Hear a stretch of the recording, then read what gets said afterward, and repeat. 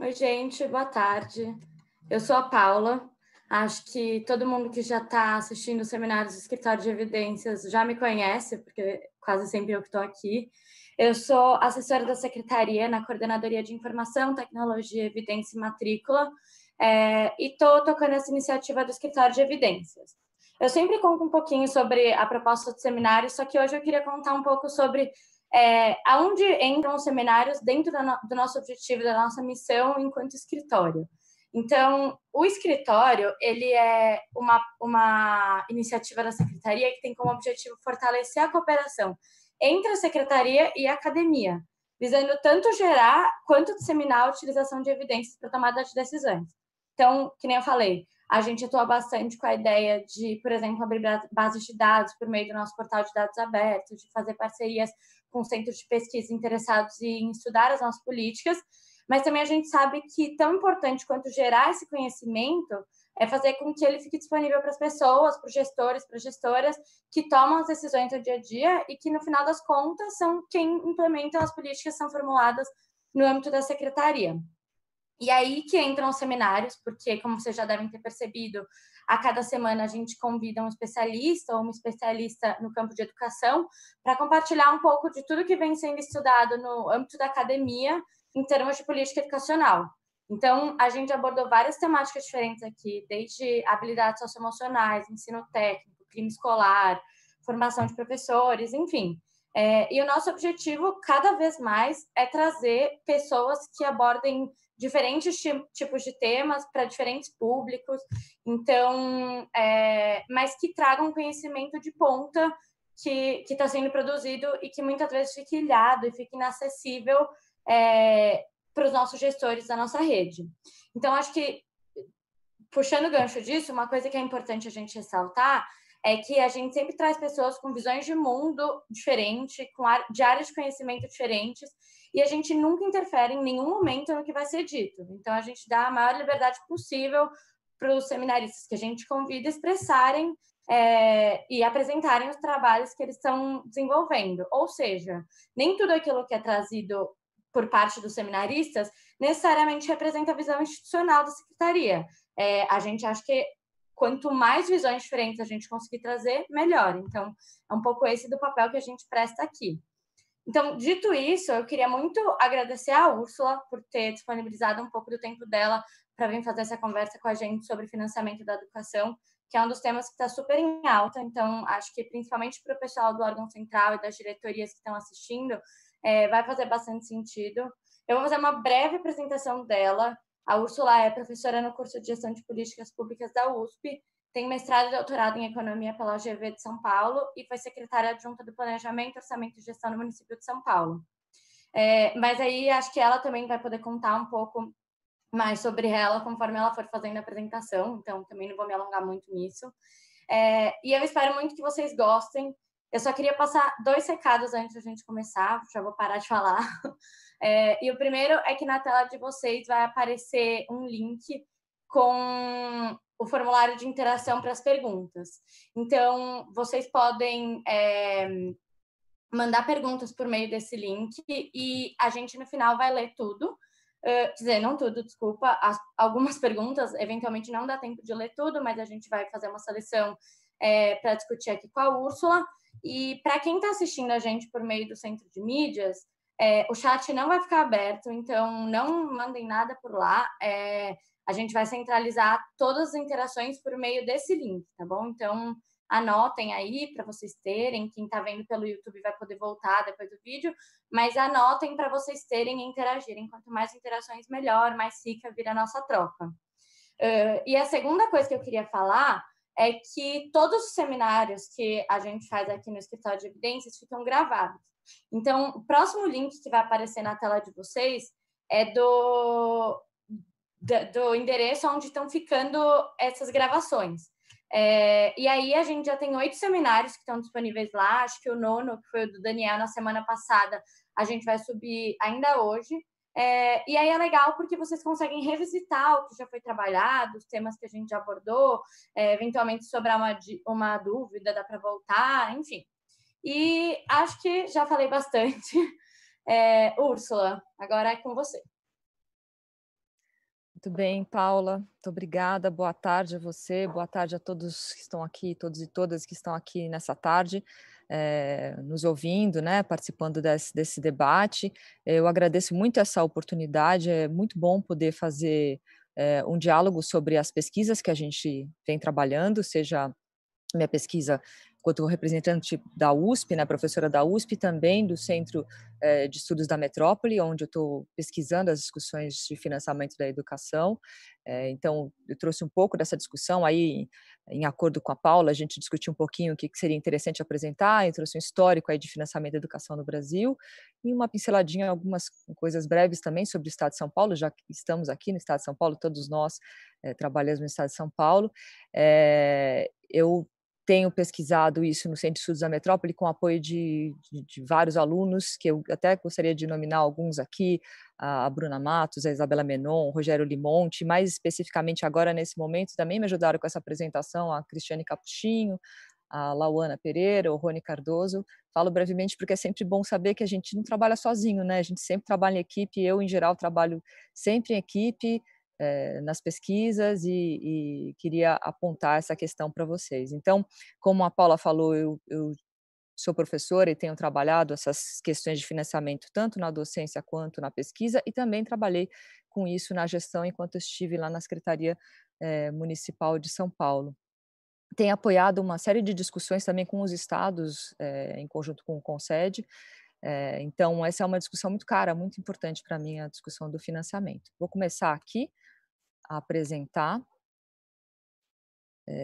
Me digam se tiver algum problema, mas eu acredito que esteja todo mundo podendo visualizar. Então, a apresentação é sobre o financiamento da educação no Brasil, e alguns destaques do Estado de São Paulo. O que eu pretendo abordar? Falar um pouco da estrutura histórico-normativa do financiamento, ou seja, como é que são as regras do financiamento da educação e como é que elas evoluíram historicamente até o período mais recente agora. O que ainda temos de necessidades atuais, né, da educação no Brasil, quais são os pontos de destaque, de importância que a gente precisa se preocupar e ajustar como financiar, como é que está distribuído os recursos desse financiamento nas esferas brasileiras e falar um pouco então do financiamento do Estado de São Paulo.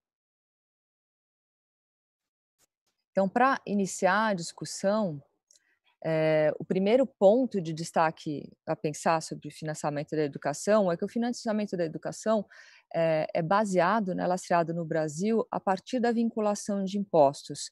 Essa é uma questão histórica da educação no Brasil, que ela está afirmada na Constituição de 88, mas ela é muito anterior à Constituição de 88. Então, desde os anos 30, até antes disso, sempre houve a discussão da necessidade de ter recurso perene, recurso continuado para a educação. E a proposta que vingou, e que foi acertada, né, no território nacional desde então, foi que uma forma de ter recursos perenes era determinar um percentual de impostos que ficariam sempre disponíveis para a educação, independente de governo, independente de mandato, né, independente de decisão legislativa periódica. Então, ele seria um recurso sempre definido para a educação. E entre muitas idas e vindas, porque isso entrou e saiu de constituições, essa definição tornou-se perene a partir do final dos anos 80, com a emenda Calmon, que depois foi determinada na Constituição de 88, com percentual definido para o governo federal, de 18% de impostos, que deveriam ser aplicados em educação, e 25% de impostos dos estados e municípios também deveriam ser aplicados em manutenção e desenvolvimento de ensino, que depois viria a ser confirmado também na Lei de Diretrizes e Bases da Educação Nacional. Tá? Então, nesse primeiro ponto, o capítulo da Constituição, o capítulo da Constituição referente à educação, no artigo 212, ficou determinada essa vinculação constitucional de 18% e 25%. Até a Constituição de 88, a União teria que aplicar 13% em educação. Essa é até uma história interessante que, à época da Constituinte, muitos grupos queriam uma vinculação de impostos, como, por exemplo, a saúde, né, que estava constituindo ali o SUS, o Sistema Único de Saúde, mas vários outros, também o grupo da assistência social, habitação, vários grupos queriam. Mas, ao fim e ao cabo, o único grupo que conseguiu firmar a vinculação de impostos, inclusive aumentar, porque a União era 13% com a emenda Calmon e aumentou para 18% na Constituição de 88% e manteve os 25% de estados e municípios, foi a educação. Porque a educação era entendida como uma área onde a sua importância, o seu efeito direto no desenvolvimento socioeconômico do país necessitava, sim, para ela essa vinculação. E as demais áreas não houve essa vinculação naquele momento constitucional. Então, de todos os impostos que cada uma das esferas arrecada, e inclusive no caso de estados e municípios, aqueles que vêm transferidos, né? Então, por exemplo, o fundo de participação dos municípios que vem transferido da União, a cota parte do ICMS que o estado transfere para os municípios, tudo isso compõe a base de impostos sobre a qual incide 25% que tem que ser aplicado na educação, tá? E no caso da União, até recentemente, eu já explico como que isso mudou, 18% de todos os impostos arrecadados pela União, como o imposto de renda, o IPI, entre outros. Além de definir, né, de reafirmar essa vinculação constitucional, um outro ponto importante na Constituição de 88 foi esse artigo 60, que definiu uma meta educacional para 10 anos, que dali a 10 anos, né, contado de 88, ou seja, no 1998, o poder público brasileiro teria que utilizar metade dos recursos dessa aplicação constitucional de impostos para eliminar o analfabetismo e universalizar o ensino fundamental. Então, a Constituição de 88 se preocupou em colocar isso como uma meta. Veja que o verbo é muito claro, é eliminar o analfabetismo, não é reduzir, né? E universalizar o fundamental, ou seja, garantir vagas para todos. O ponto é que, apesar dessa meta ali estar muito clara na Constituição, nos artigos de disposição transitória, né, isso está nos ADCTs, porque isso tinha um período de 10 anos, então era uma transitoriedade constitucional, ao longo dos anos isso não foi sendo cumprido pelo poder público. Então, foi passando o tempo, lá nos anos 90, meados dos anos 90, já se sabia que a gente não tinha eliminado o analfabetismo, infelizmente até hoje não eliminamos, e também naquele período, tampouco o ensino fundamental estava universalizado. Então, havia problemas de cumprimento da vinculação obrigatória, muitos estados e municípios não cumpriam os 25% de aplicação de impostos para a educação, e mesmo a União tinha dificuldade no cumprimento, muitas vezes, e também não havia aplicação de metade dos recursos para essas duas questões, universalização do fundamental e o analfabetismo. Havia uma grande briga jurídica sobre a interpretação desse artigo 60, sobre quem é que deveria cumprir, se era o poder público como um todo, União, estados e municípios, ou estados e municípios, enfim, havia uma briga jurídica ali da União com os tribunais de contas, e o fato é que, nessa discussão, começou-se a tramitar a ideia de ajustar essa prerrogativa constitucional, essa previsão constitucional de aplicação de recursos na redução, na eliminação do analfabetismo e na questão do ensino fundamental. Então, o governo federal, à época, resolveu ajustar essa questão do financiamento e dar algum jeito de melhor coordenar a aplicação de recursos dos estados e dos municípios no financiamento educacional. Uma questão importante para a gente sempre pensar é que as 3 esferas no Brasil são autônomas, né? Somos um país federativo em que União, estados e municípios têm autonomia sobre os seus orçamentos. Isso é um caso raro no mundo de federalismo fiscal, mas no Brasil funciona assim. Então, em tese, a União ela pode intervir, mas ela tem limitações de quanto ela interfere nas outras esferas. Então, o que ela fez naquele momento foi achar um jeito de coordenar e incidir sobre o financiamento das outras esferas, fazendo um ajuste normativo. E que ajuste normativo foi esse? Foi uma mudança na Lei de Diretrizes e Bases da Educação Nacional, 96, que, em primeiro ponto, reafirmou os percentuais de vinculação, ou seja, tem que aplicar 18% à União, 25% estados e municípios dos seus impostos, criou a obrigatoriedade de dar mais transparência e controle para isso, ou seja, relatórios dizendo se aplicou ou se não aplicou, porque muitos não aplicavam, ou aplicavam colocando despesas não adequadas na educação. Então, criou com isso 2 artigos, que eu já vou mostrar, o artigo 70 e o 71, que dizem o que pode, o 70, e o que não pode gastar com o recurso da vinculação constitucional.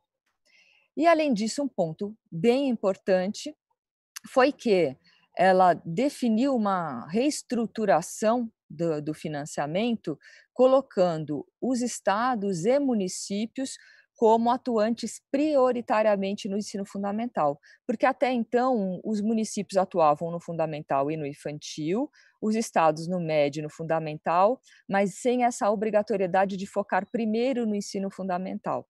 Então, isso foi reorganizado, que os municípios e os estados tinham que atuar prioritariamente no ensino fundamental, com financiamento direto a isso, e a União ficou como coordenadora e organizadora desse sistema, atuando de forma redistributiva e supletiva. E como é que seria isso, redistributivo e supletivo? Bem, a União propôs, o que foi uma mudança muito importante no financiamento educacional, a criação de um fundo de recursos. O fundo que com certeza todos já ouviram falar, o Fundo de Manutenção e Desenvolvimento do Ensino Fundamental e Valorização do Magistério, o Fundef.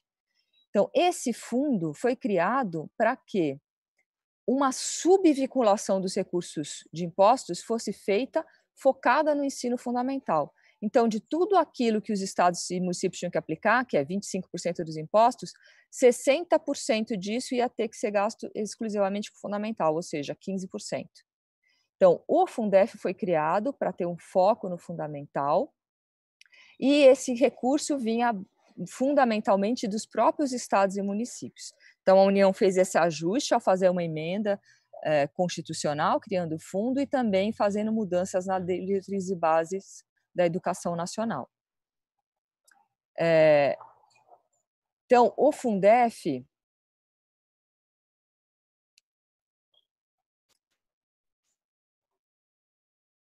ele foi criado pensando nesse foco de recursos para o ensino fundamental, sendo que esses 60% de recursos que teriam que ir para o fundo, parte dele ia ter que ser usado para valorização do magistério, valorização dos professores, os salários principalmente, utilização das carreiras, e 40% deles poderia ser usado com outras despesas, desde que seguisse essa regra aqui. A regra, que é definida no artigo 70 da LDB, diz o que pode ser considerado gasto com educação, e no seguinte, que eu já vou mostrar o que não pode. E o que poderia ser considerado como gasto com educação, né? Manutenção, desenvolvimento e ensino? O pagamento de salários, né? As instalações necessárias ao ensino, salas de aula, construção dos prédios de escola, manutenção de bens e serviços vinculados ao ensino, pesquisas, levantamento estatístico para avaliar o desenvolvimento do ensino, atividades meias necessárias de sistema, bolsas de estudo, amortização de operação de crédito, desde que essa operação de crédito tenha sido feita para a educação, e aquisição de material didático escolar e programas de transporte voltados à escola. E não poderiam ser considerados como gastos em educação toda pesquisa que não fosse direcionada ao ensino, outras pesquisas, subvenções a entidades públicas ou privadas de caráter assistencial, então programas assistenciais, esportivos, culturais, que não são ali focados diretamente no ensino, não podem ser gastos com educação, quadros especiais de administração pública, por exemplo, militares ou guardas que façam ronda escolar, não podem ser pagos com recursos de educação, programas suplementares de alimentação, ou seja, merenda, não pode ser utilizado o recurso da vinculação de impostos. Para a merenda tem um outro recurso específico. Obras de infraestrutura que não sejam diretamente ligadas à escola. Por exemplo, fazer o asfalto que leva à ponte, que leva à escola, não pode. Só tem que usar na estrutura da escola. E, por fim, pessoal docente e outros trabalhadores da educação que estejam em desvio de função em outras áreas. Entrou na carreira de educação, mas foi trabalhar na saúde e na assistência. Essa pessoa não pode ser da folha de pagamento da educação. Então, esses pontos ficaram definidos e isso ajudou a dar mais clareza ao gasto com a educação a partir da LDB e a organizar, então, o financiamento de estados e municípios. Mas, de fato, o que mais alterou a estrutura de financiamento e o foco no ensino fundamental, né, que era a grande preocupação da União naquele momento, que era universalizar o ensino fundamental, foi a estruturação do Fundef. E como é que foi a estruturação do Fundef? Vocês estão vendo aí um gráfico que tem um mapa do Brasil, com os 27 estados, né, o 26 mais Distrito Federal, e esses estados formam 27 fundos. Então, uma primeira informação importante, que às vezes há uma certa confusão, é que os fundos educacionais são estaduais, não são nacionais. Cada estado tem o seu fundo, que é formado pelo recurso do governo do estado, mais os governos municipais daquele estado. Então, no estado de São Paulo, a gente tem o recurso do governo estadual de São Paulo e dos 645 municípios do estado de São Paulo. Isso formava o Fundef, à época, do estado de São Paulo. E como é que constituía o recurso? Todo mundo desse conjunto, 645 municípios mais o governo do estado, tinha que separar 15% dos seus impostos, né? 60% da vinculação, de 25%, 15% do IPI, do ICMS, do Fundo de Participação, do Estado, dos municípios, e doar para uma cesta do fundo, e aí dividir pelo número de alunos. Então, todo o recurso do Estado e dos seus municípios em São Paulo, somado, formava o Fundef de São Paulo, e dividido pelos alunos de São Paulo, dava um valor por aluno. E vamos dizer que essa divisão por aluno em São Paulo desse R$ 1.500. Esse era o valor aluno no estado de São Paulo, que seria diferente, por exemplo, do valor aluno do estado do Acre, porque o valor do fundo do Acre era a soma do recurso do governo do estado do Acre mais os municípios do Acre. Minas Gerais, o governo do estado de Minas Gerais, mais os 830 e poucos municípios de Minas Gerais formavam o Fundef de Minas Gerais. Então, isso é importante, não há divisão de recurso de um estado para outro, ou de um município de um estado para um município de outro estado. Os fundos são estaduais e ficam naquele estado. E os valores aluno dependem do recurso que cada estado consegue formar, tá? Então, a partir desse recurso que cada estado conseguia formar, o recurso voltava para o estado e município em função do número de matrículas. Ou seja, quanto mais matrícula o município tivesse, ou o estado tivesse, mais recurso ele ia receber de volta. Então, se o valor aluno ano de São Paulo era R$ 1.500, se eu tinha lá 10 mil matrículas, eu vou receber R$ 1.500 vezes 10 mil, tá certo? Então, esse é o recurso que eu ia receber do fundo. Agora, imagine você que teria município em São Paulo, naquela época, isso começa a funcionar efetivamente em 1998, e tinha municípios que não tinham alunos de ensino fundamental, ou poucos alunos tinha, como Santo André à época, né? Tinha poucos alunos de ensino fundamental, ele era mais focado no infantil, fundamental era a rede estadual. Esses municípios perdiam receita, e quem ganhava receita eram municípios que tinham mais matrículas. Então, o Fundef rearranjou matrículas em função de quem tinha a rede organizada. Claro que isso aconteceu mais fortemente no primeiro ano. Os prefeitos, né, a partir do segundo ano de funcionamento do Fundef, o que eles fizeram, gente? Começaram a abrir mais vagas de ensino fundamental, ou ainda, em boa parte do Brasil, negociaram com os governos estaduais a assunção das escolas de ensino fundamental. Então, os governos estaduais passaram para os municípios a organização das escolas de ensino do ensino fundamental e os recursos, então, do Fundef foram ficando com os municípios e os governos estaduais foram perdendo esse recurso. Então, a gente até diz que os governos estaduais são perdedores líquidos desse Fundef e os municípios são os ganhadores líquidos, ok? Então, eu já mostro até o que aconteceu com as matrículas. Só reafirmando, o recurso do Fundef, ele podia ser usado para os professores do Fundef. Então, 60% desses recursos tinha que ser usado para a valorização dos professores, salários, carreiras, e os 40% restante com outras ações, atividades, projetos, conforme os artigos 70 e 71, desde que também no fundamental, tá? Então, um professor do ensino infantil não poderia receber uma valorização salarial com esse recurso, tampouco do ensino médio, tá? Bem, com esse processo de criação do Fundef, o que aconteceu? De fato, todo mundo correu atrás de aumentar matrículas, porque percebeu que se não tivesse matrículas do fundamental, não ia perder o seu imposto, né? Que ia ficar no fundo e ia passar para outro município que tivesse mais matrículas do que ele. Então, houve um aumento de matrículas. Vocês estão vendo aqui um gráfico das matrículas no Brasil em 1997, a gente tinha aí um total de 34 milhões de matrículas, e elas eram muito maiores no nível estadual, 18 milhões, do que no nível municipal, tá certo? 12 milhões. Logo depois de 98, nos anos 2001, 2002, essas matrículas rapidamente se inverteram, passando a ser mais fortemente municipais do que estaduais. Isso se mantém até hoje. Se vocês olharem 2008 também, esse dado já estava formado, são 24 milhões de matrículas municipais e 21 milhões estaduais, mas é importante saber que esse processo foi muito rápido, ele aconteceu em cerca de 3 anos, então em 2003 já tinha revertido isso, e a gente tem aí um total de 53 milhões de matrículas. Então, a gente, de forma muito breve, com o Fundef, conseguiu aumentar as matrículas, universalizando o ensino fundamental, e houve uma inversão de esferas, né? As esferas estaduais passaram a ter menos matrículas do que as municipais, diferente do que era antes, aí como está o ano de 97 mostrando para vocês. Vou passar isso aqui para cá.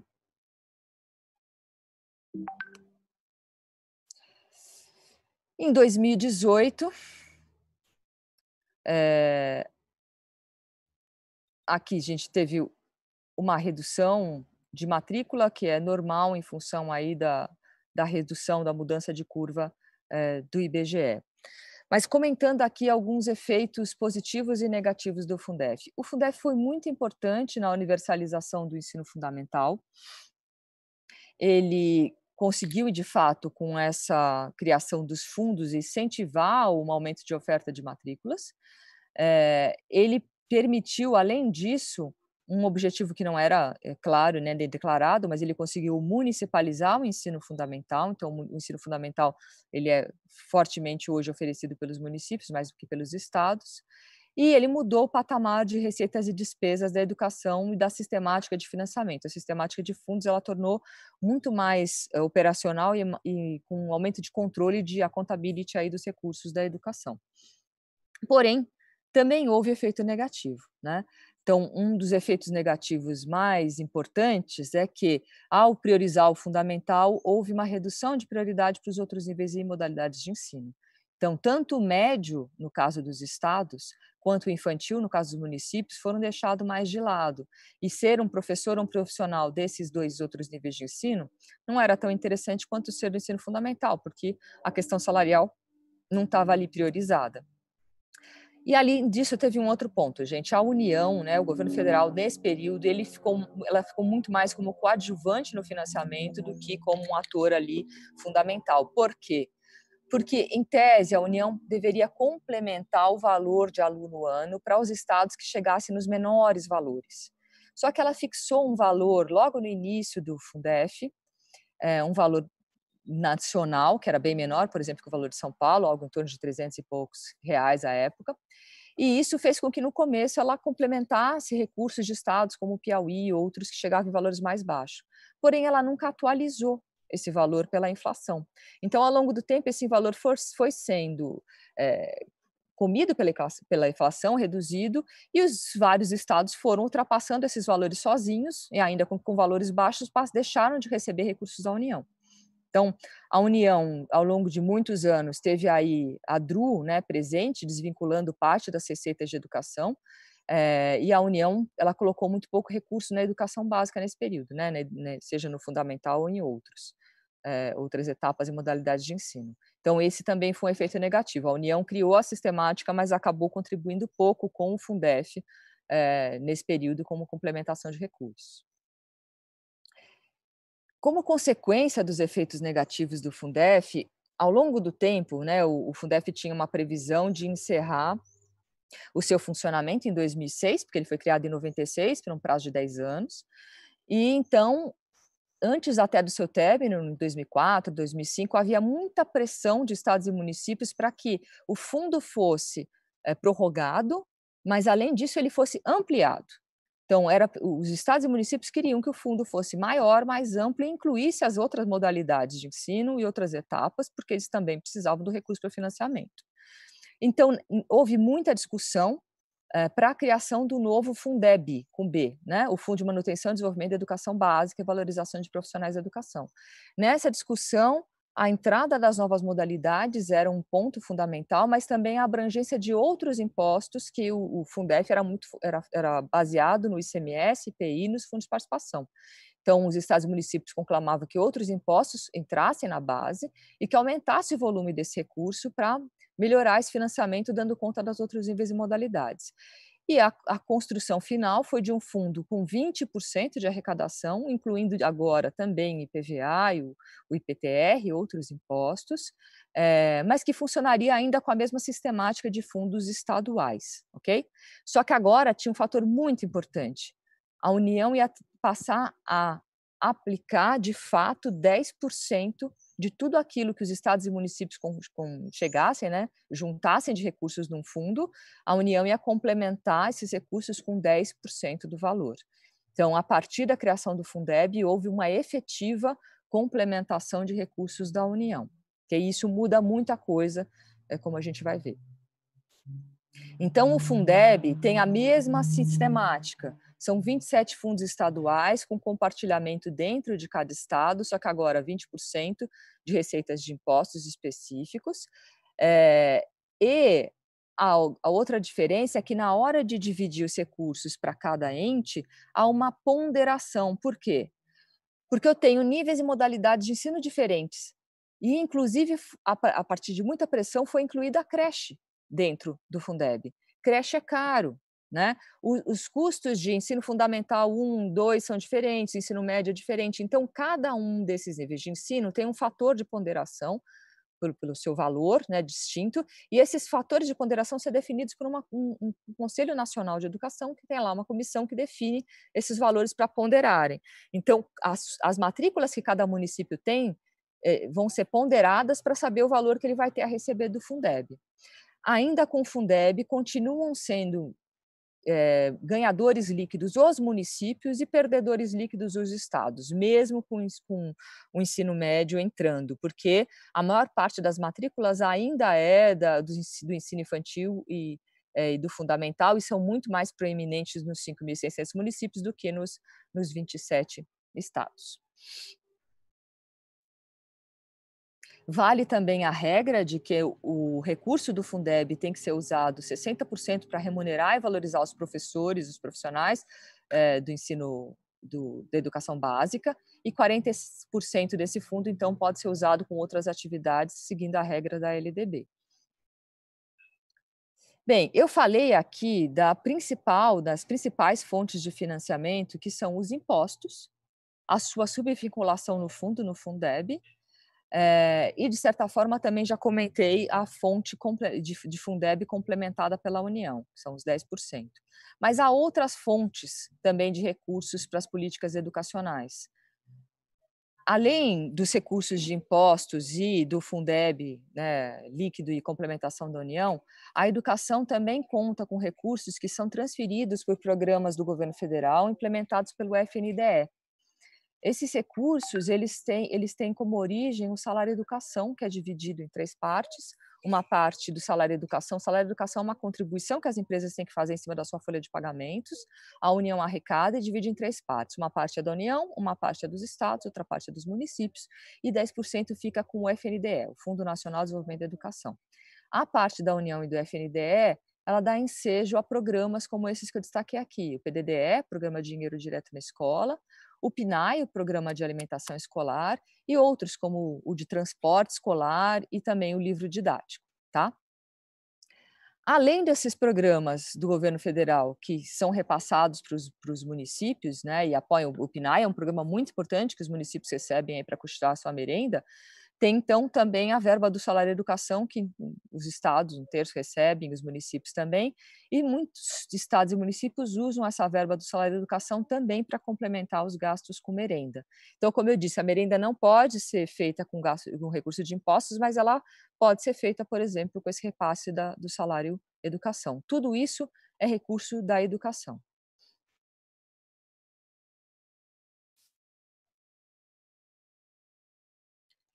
Bem, um ponto importante na questão normativa é que Em 2016, houve a emenda constitucional 95, foi aprovada, e essa emenda constitucional 95, ela altera, de certa forma, o financiamento educacional. Por quê?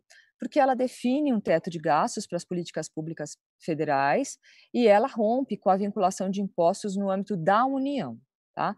Então, aquele artigo 202 que vincula 18%, ele deixa de valer, os recursos da educação na União não tem mais essa vinculação de impostos e segue valendo a vinculação de estados e municípios, mas a União aplica agora, desde essa regra de 2016, o valor dos gastos com o ensino da União ficam fixados no valor de 2017, atualizados pela inflação. Tá? Ficou fora da regra do teto os valores do Fundeb. Então, os estados e municípios que formam o Fundeb a partir dos 20% aí de subvinculação dos seus impostos, esse valor que os estados e municípios chegam, a União tem que bancar 10%. Ou seja, se a soma do Fundeb, do São Paulo, Maranhão, Acre, Rondônia, todo mundo, der 150 bilhões no Brasil, a União tem que colocar 15 bilhões. Se a soma dos Fundebs estaduais der 165 bilhões, a União tem que colocar 16,5 bilhões. Tá correto? Então, o Fundeb não está na regra do teto e ele é muito importante até por isso, porque ele complementa a educação básica com recursos da União que ficaram fora dessa restrição. A restrição colocada para o financiamento da União, ela vai atingir mais diretamente aquilo que a União aplicava fortemente, que era o ensino superior às universidades aí federais e os outros programas que a União custeava, alguns dos quais eu acabei de comentar. Então, recapitulando, a educação tem como fontes a vinculação de impostos, a política de fundos que subvincula aí para o Fundeb e, com isso, municípios ganham recurso líquido que vem dos estados, os programas educacionais financiados pelo FNDE e os recursos do salário educação. Tudo isso tem que ser aplicado na educação. Então, quando a gente controla o que os estados e municípios estão gastando, a gente tem que ter certeza de que, além de aplicar os 25% dos impostos, eles estão aplicando todos esses outros recursos comentados aqui, ok? Aqui tem um quadro geral que mostra aí União, estados e municípios e os seus recursos, da onde vem. Estão vendo aí que a União está 18% de impostos, mas isso vale até a regra de 2016. Estados, municípios têm 25% de impostos, isso forma uma parte do Fundeb, assim como também um pedaço do recurso da União forma o Fundeb. Além disso, salário, educação mais verbas do FNDE, tudo isso junto financia ensino médio, fundamental e educação infantil. De toda a divisão da educação básica, a maior parte fica com o ensino fundamental, 52%. E aí tem 19% que fica com o ensino médio e 12% com a educação infantil. Mais adiante eu vou mostrar uma tabelinha que mostra como é que esses valores foram evoluindo ao longo do tempo nas esferas brasileiras. Mas esse quadrinho aqui acho que é um resumo, espero que dê para entender, de verbas aí, de onde vêm as verbas da educação. Ela vem das 3 esferas, né? Impostos, Fundeb, salário e educação e FNDE. Tudo isso financia a educação básica brasileira, tá? E a União financia fortemente o ensino superior. Bem, dito isso, algumas questões para a gente refletir juntos. A gente vem financiando a educação ao longo desses últimos anos, mais fortemente, aí desde os anos 80, de forma mais organizada e paulatina. Isso é importante destacar, porque quando se compara o Brasil com vários outros países, é importante lembrar que tem muitos outros países que o financiamento perene na educação é de mais de 5 décadas, né? Muito mais do que esse período que a gente está falando, é secular, né? E um financiamento alto, circular, tem consequências na estruturação, na organização do ensino. Então, o nosso é mais recente, ainda que nesse período mais recente tenha sido mais organizado. Isso nos permitiu uma série de avanços de desenvolvimento institucional, uma série de programas educacionais que são muito bem organizados, vários dos quais são focalizados, né? Tem programas que são mais focalizados em redes rurais, como o transporte escolar. Houve um avanço na coordenação federativa a partir dos fundos, se foi possível melhor coordenar, não que não tenha ainda questões a fazer, mas a gente avançou comparativamente aos anos 80 para cá, nessa coordenação federativa aí, de fundos, focando aí níveis e modalidades de ensino. Mas, claro, ainda falta organizar melhor a oferta de serviços educacionais, principalmente aqueles outros que não são o ensino fundamental, né? Há vários desafios, vocês aqui no estado de São Paulo sabem, como os outros estados, que o ensino médio no Brasil todo é um grande desafio, de como é que a gente dá conta de uma oferta, não pelo número de vagas, que ela existe, mas pela permanência dos jovens, pela redução da evasão, que ainda é muito alta.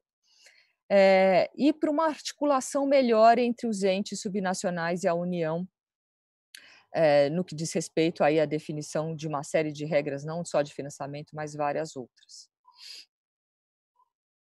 Quando a gente olha indicadores de desempenho, como o IDEB, que há uma certa polêmica se ele é o melhor indicador ou não, mas é um indicador que hoje temos de forma nacional, né, para comparar aí o nosso desempenho, a gente vê que a gente conseguiu avançar bem no IDEB nos anos iniciais do ensino fundamental. Vocês estão vendo que a gente bateu as metas, né, até 2017 dos anos iniciais. Vamos ver como é que vai ser o resultado aí 2019, ainda não tem. Mas nos anos finais do ensino fundamental, a gente ainda tem que avançar mais, a gente não conseguiu cumprir a meta, então a gente tem mais dificuldades, né, conforme a gente avança. E o ensino médio, então, mais difícil ainda. A meta do ensino médio já era mais baixa do que o ensino fundamental, então a expectativa era chegar em 2021 com nota 5,2, a gente está em 2020 e a gente não conseguiu chegar a 4, né, em 2017. Então, esse é um dos grandes desafios que temos, como avançar, né, na questão do ensino médio, que é uma etapa tão fundamental também de inclusão, de educação no nosso país. Uma das questões que está implicada nesse avanço no ensino médio, né, na educação, tem a ver com as desigualdades do nosso país, e quando a gente olha essa questão da desigualdade, né, quando a gente olha os dados educacionais por renda, a gente percebe que há diferenças quando a gente considera quem tem mais renda, um volume de renda maior, e quem tem menos renda. Então, a inclusão, o atendimento, ele é muito maior no Brasil, daquela faixa que tem mais renda, vocês estão vendo aí na tabela. Nas faixas de maior renda, a gente tem uma inclusão maior do que as de menor renda, ainda que nos substratos mais focados aí no fundamental seja bastante próximo, mas quando a gente avança para o ensino médio, para o ensino superior, vejam que há uma grande diferença aí de renda que leva a uma grande diferença de acesso. Aqui é importante até mencionar que na questão de 15 a 17 anos, que você tem aí 83% sem rendimento, que estaria acessando a educação, muitos desses jovens estão na escola, mas não estão no ensino médio. Muitos ainda estão no ensino fundamental, com 15, 16 anos. Então, a gente tem também um problema de distorção idade séria, que com certeza vocês conhecem muito melhor até do que eu. E essa é uma questão importante ao pensar o financiamento. Então, a escolaridade média da população aí de 18 a 29 anos também, ela varia bastante por renda. Então, os 25% mais pobres têm uma escolaridade inferior, e é uma inferioridade importante, 4 anos de diferença muda muito, né, nas perspectivas de vida das pessoas, seja no mercado de trabalho, seja para desenvolvimento pessoal, para tudo, né, cidadão. Então, há aí uma discrepância importante para a gente pensar. Esses dados são do Anuário Brasileiro de Educação. Aqui é um gráfico que, infelizmente, não vou conseguir passar, mas eu explico para vocês. Em relação à nota do Enem, a gente sabe que quanto maior o nível socioeconômico, maior a nota do Enem, quanto mais baixo, é o que o gráfico está tentando mostrar, essa parte azul mais clarinha, mais baixo o nível de renda, mais baixa a nota, mais alto o nível de renda, mais alta a nota. Isso é um infográfico, estava no Estadão, acho que vocês conseguem até localizar também, eu coloquei, mas infelizmente não consegui plotar ele aqui. Então, esses desafios que temos, né, o ensino médio é um grande desafio, a conexão do ensino fundamental com o ensino médio é muito importante, né? Conectar melhor a primeira etapa com a segunda, que a gente vê que o desempenho cai, e muitos jovens, eles concluem o ensino fundamental, mas não vão para o médio, né? O nível de evasão do ensino médio é muito alto, então o que acontece, por que o jovem não vai para a escola, nem fica na escola, nem trabalha, essa geração que é chamada aí nem, isso é um enorme desafio para se pensar a educação e que implica questões de financiamento também. Ensino superior, como é que a gente consegue trabalhar a valorização e formação dos professores de uma forma contínua, porque a gente sabe que esse é um dos pontos mais fundamentais para o desempenho dos alunos, né? Quanto melhor a gente valoriza e forma o professor, melhor é, em geral, o desempenho educacional, aliado também a outras questões como a gestão da escola e a qualidade aí dos processos e dos insumos. Mostrando aqui rapidamente, que eu já estou avançada no tempo, a distribuição que eu comentei nos níveis, nas esferas, né, nos níveis e modalidades de ensino, desculpe, dos recursos, vocês veem que ao longo dos anos recentes, a gente foi aumentando o investimento em educação em relação ao PIB. Então, essa primeira coluna da tabela é um dado bem importante. A gente tem aí 5%, 5,3% em 2008. Para vocês terem uma ideia, no começo dos anos 2000, a gente aplicava em torno de 4% do PIB em educação. Então, a gente aumentou e aumentou com a política de fundos e aumentou com o crescimento econômico que a gente teve nesse período. Fomos aumentando até 2015, a gente chega em 6,1% do PIB. Isso é um importante valor, é aquém do que os legisladores previram no Plano Nacional de Educação. Não sei se vocês sabem, se acompanharam, se lembram, mas naquele momento houve uma expectativa de que pudéssemos chegar a 10% de PIB. A gente está longe, bastante longe hoje em dia de 10% de PIB. Infelizmente, os últimos anos de recessão reduziram aí essa expectativa. A maior parte desse recurso está aqui na educação básica, 4,8%, e dentro da educação básica, como eu fomentei, o ensino fundamental fica com a maior parte, tá? Então, você tem aí 3,2% que está no ensino fundamental e o restante é no infantil e no ensino médio. E o ensino superior aí com 1,3% na última ano de indicador. Esse aqui é um gráfico da evolução dos recursos do governo federal, apenas para vocês perceberem como ele avança nos anos entre aí 2008, 2009 até 2012, ele cresce mais fortemente. É justamente um período de crescimento ainda de receita e também onde acaba a DRU. Não há mais a desvinculação da Receita da União, isso não foi mais aprovado no Congresso, então a União teve que aplicar mais recursos na educação e, além disso, houve o programa de valorização do ensino superior, das universidades, aumentou muito o recurso da União. Infelizmente, nos últimos anos, isso vem caindo bastante. A complementação da União que eu comentei, esse dado aqui nos mostra que em 2019 esse recurso foi de 15 bilhões de reais.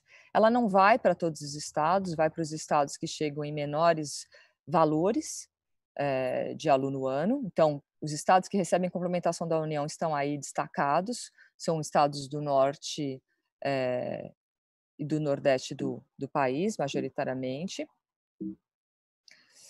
E um outro ponto importante aqui é que vocês devem ter ouvido falar muito fortemente de que o Brasil aplica 6% do PIB, que isso está aí mais ou menos na mesma régua dos países da OCDE, né, de quanto eles aplicam. Se a gente olhar a média da OCDE, o Brasil mais recentemente está um pouco abaixo, mas não muito abaixo, se a gente considerar, né, um recorte que não inclua só o ensino superior. Em termos de porcentagem do PIB, a gente aplica 6% do PIB. Em termos de porcentagem do PIB, a média da OCDE é em torno de 6%. Aqui, considerando esses outros valores, é importante a gente entender que, ao dividir por estudante, né, per capita, ali quando eu falei PIB 6% é total. Só que quando a gente divide per capita, a coisa fica muito distinta. E por que fica muito distinta? Porque o nosso alunado no Brasil é muito grande e muito superior à média dos países da OCDE.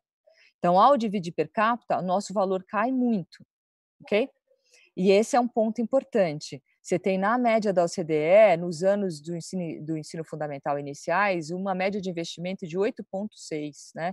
8.600.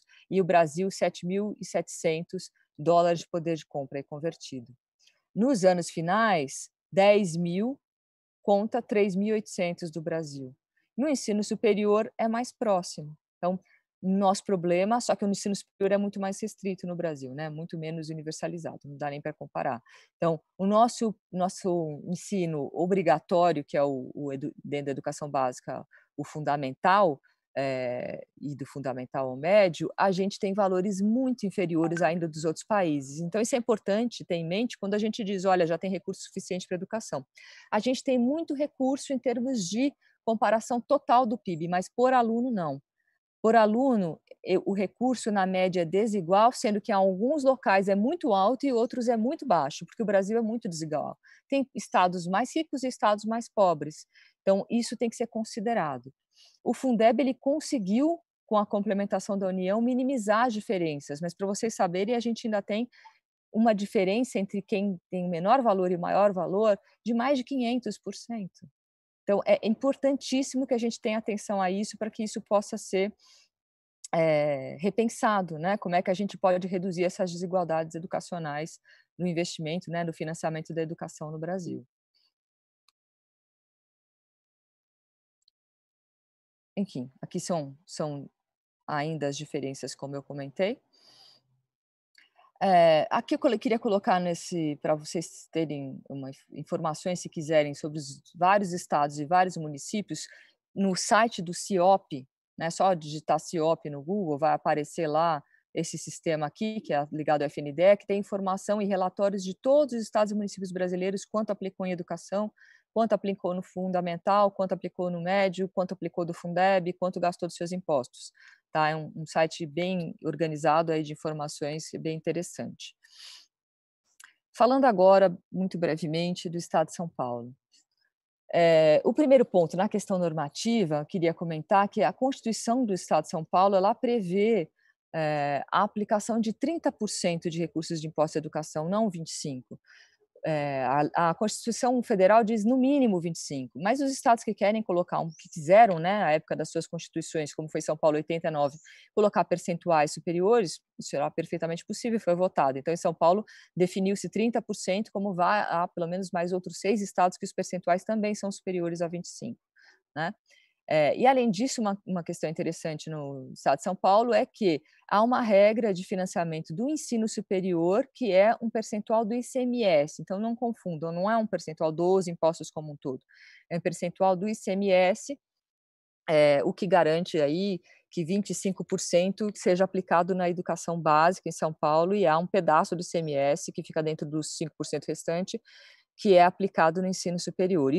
Essa aplicação no ensino superior em São Paulo não é uma regra constitucional, é uma previsão da LDO, que todo ano ela é revista e aprovada, né, que prevê 9,57% do ICMS para o ensino para as universidades estaduais de São Paulo, Unesp, Unicamp e USP.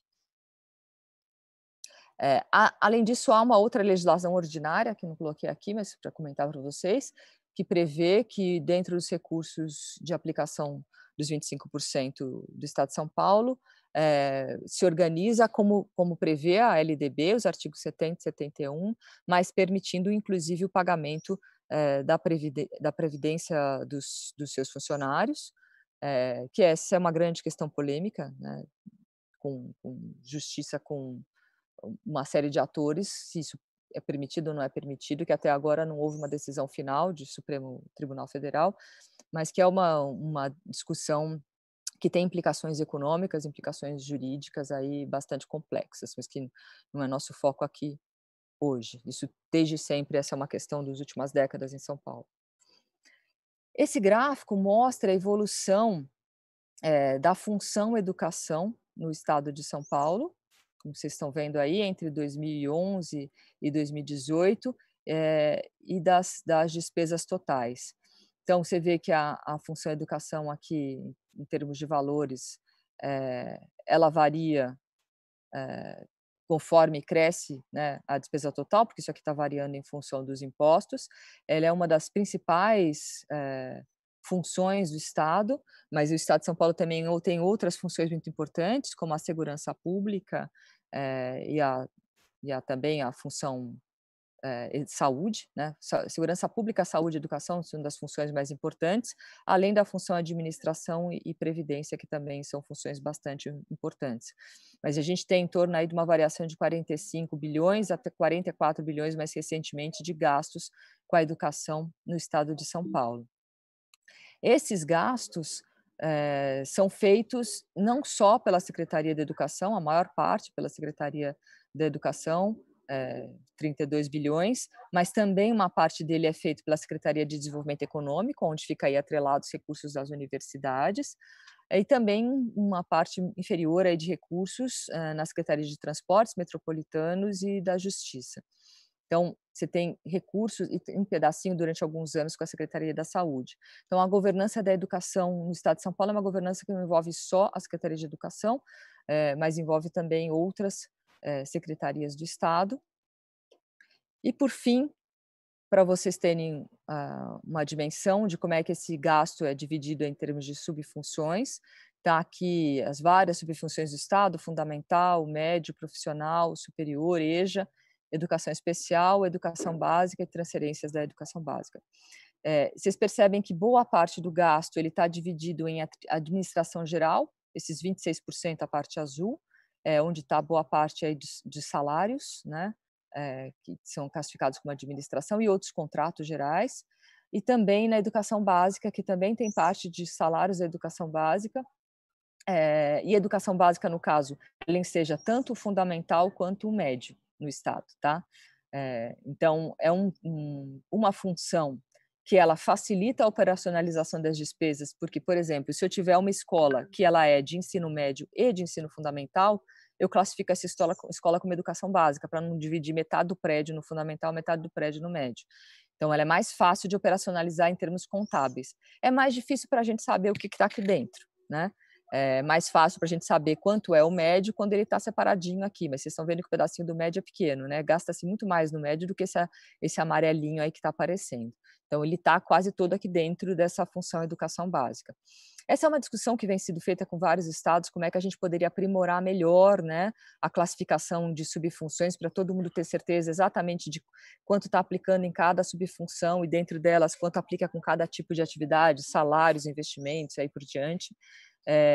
E é uma discussão que o próprio grupo do Estado de São Paulo está participando também, com vários colegas que trabalham aí no Estado nessa parte de contabilidade, de estruturação de contas, mas eu acho que é uma visualização interessante vocês saberem que a gente tem todas essas subfunções no Estado e que a maior parte do gasto com o Estado está focado aí na educação básica, e não no ensino superior ou outras subfunções que poderia ser imaginado pelas pessoas.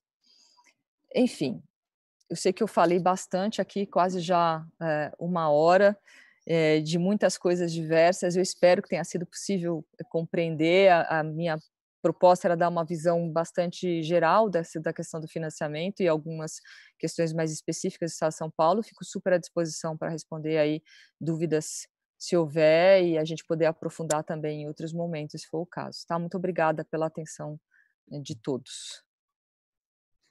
Úrsula, muito obrigada. Acho que foi muito legal. Eu gostei muito e a gente recebeu algumas perguntas bem interessantes, então eu vou ler algumas das coisas agora. Uhum. E aí, enfim, vamos começar. A Camila Dias perguntou. Primeiro ela disse: Úrsula, muito obrigada pela explicação. Na sua visão, como podemos potencializar a Fundeb de se tornar cada vez mais um instrumento de equidade que contribua para a diminuição das desigualdades dos recursos entre os estados e municípios? Eu vou respondendo uma a uma? Pode ser? Sim. Sim, tá bom. Então, em relação ao Fundeb, é Camila que perguntou? Desculpa, não gravei o nome. Foi, Camila. Camila, que a Camila perguntou. Essa é uma questão muito importante, até porque, eu não comentei, mas é bem importante comentar, o Fundeb tem que ser aprovado a sua nova proposta este ano, né? Ele vence este ano, ele vence em 2020, a gente precisa de um novo modelo. E há uma grande expectativa de que esse novo modelo possa ser mais equânime, né? Possa ser mais includente no nosso país. Então, uma das formas de aumentar a equidade é aumentar um pouco a complementação da União, que ela vai justamente para os estados de menor valor. E uma outra possibilidade de aumentar a equidade é considerar na conta, para pensar quem precisa receber, quem não precisa receber, outros impostos que não fazem parte da cesta, como o IPTU e o ISS. Não que eles tenham que entrar no fundo, mas considerar para saber da necessidade de cada município, por exemplo, quanto esse município tem de ISS e de IPTU, porque muitas vezes municípios grandes com essa grande recurso de imposto, ele acaba sendo beneficiado pelo Fundeb sem levar em consideração de que ele já tem recursos próprios para financiar a sua educação. Então, se a gente considerar esses recursos na hora de fazer a divisão e, além disso, aumentar a complementação da União, a gente pode aumentar muito a equidade aí de divisão do financiamento educacional no Brasil. Duas coisas, Úrsula, vou pedir para você tirar o compartilhamento da tela. Eu estava tentando, sabe que eu não sei o que aconteceu aqui, como é que eu faço de novo? Será que tem que aparecer aqui? Acho que é lá embaixo. Aquela... Botãozinho então, de... agora apareceu de novo. Pronto, consegui. E aí, só para quem está assistindo, vai aparecer na tela de vocês, enquanto eu estou fazendo essas perguntas para a Úrsula, se vocês ainda quiserem mandar mais alguma coisa, vai aparecer o link agora para vocês relembrarem, para quem chegou depois, enfim, e perdeu.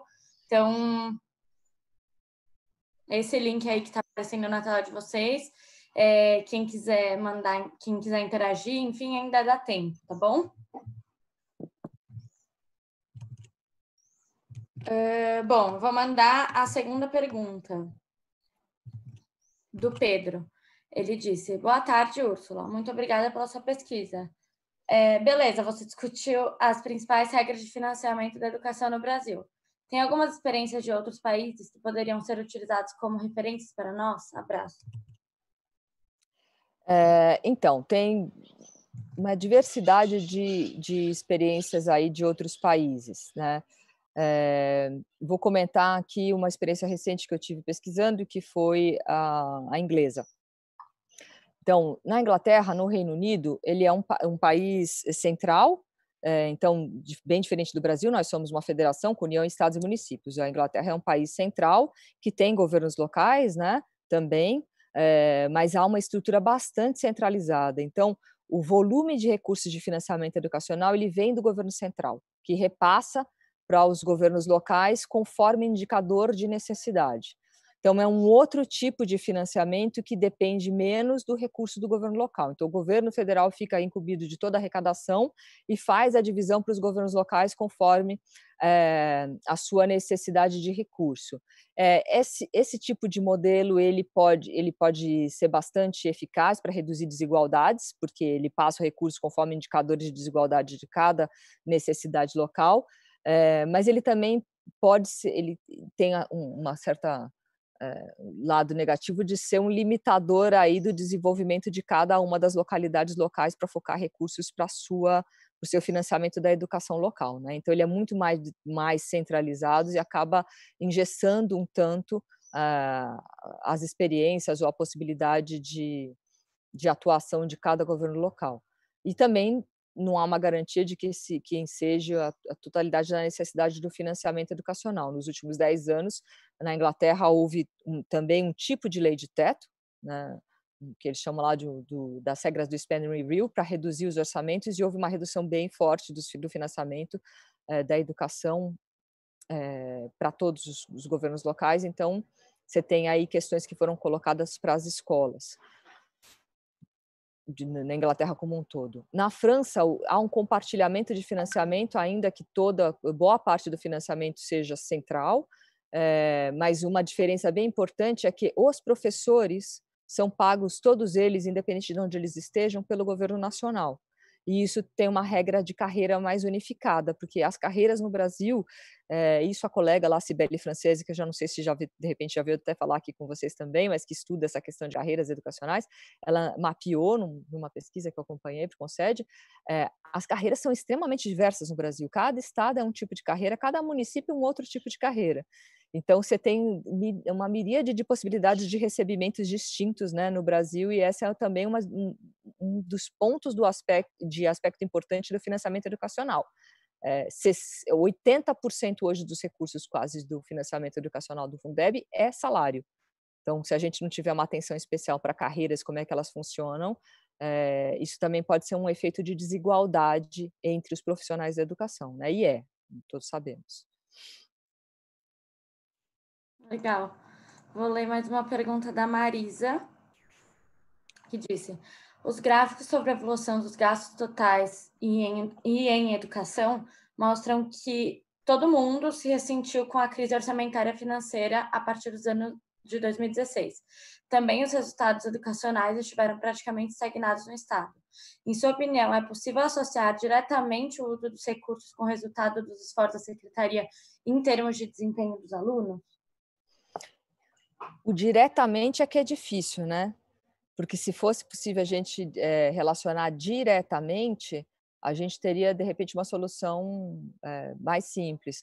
Mas eu diria que, com certeza, a redução de recursos afeta, desempenho, porque afeta as estruturas, afeta as possibilidades de valorização, de formação de professores, os programas de apoio para os alunos e afetando tudo isso, né, estruturas, processos, formação, o o ambiente educacional é afetado e os alunos serão afetados, não tem como. Se reduzir o financiamento, não tem como não afetar o desempenho. Então, de fato, a partir de 2016 a gente cai, a gente deve cair ainda mais, infelizmente, dado todas essas mudanças normativas e esse ano de pandemia que a gente está vivendo, claro, não está caindo só a receita de um ente, né, não é só a mudança da lei de teto federal, agora está caindo a receita das 3 esferas, porque é uma crise enorme de ICMS, de ISS, então vai recair o recurso educacional nos 3 esferas, isso é muito preocupante. É preciso achar formas de compensar isso, porque a perda educacional vai ser enorme. Então, ainda que não sei se dá para dizer que tem uma correlação direta 1 para 1, a influência é enorme, né. Financiamento educacional tem uma enorme influência no desempenho. Legal. Eu estou vendo aqui que acho que era isso. Fiquei muito feliz, Úrsula, foi muito legal. Eu, particularmente, gosto muito de discutir esse assunto e acho que, tendo em vista a renovação do Fundeb, é um assunto que faz muito sentido da gente trazer, da gente expor e botar para debate mesmo. Acho que foi um pouco do nosso objetivo hoje. Então, eu queria agradecer imensamente. Não sei se você tem mais alguma coisa para finalizar. Não, acho que já falei bastante. Agradeço as perguntas, a audiência, enfim.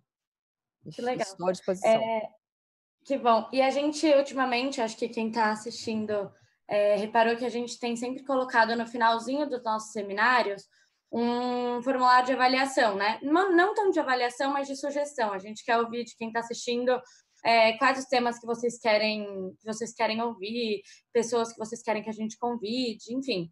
Então, vai aparecer na tela de vocês esse link e, dessa forma, encerramos o nosso seminário de hoje. Mais uma vez, muito obrigada, Úrsula. Obrigada. Boa tarde a todos. Fiquem bem, Boa fiquem em tarde. casa.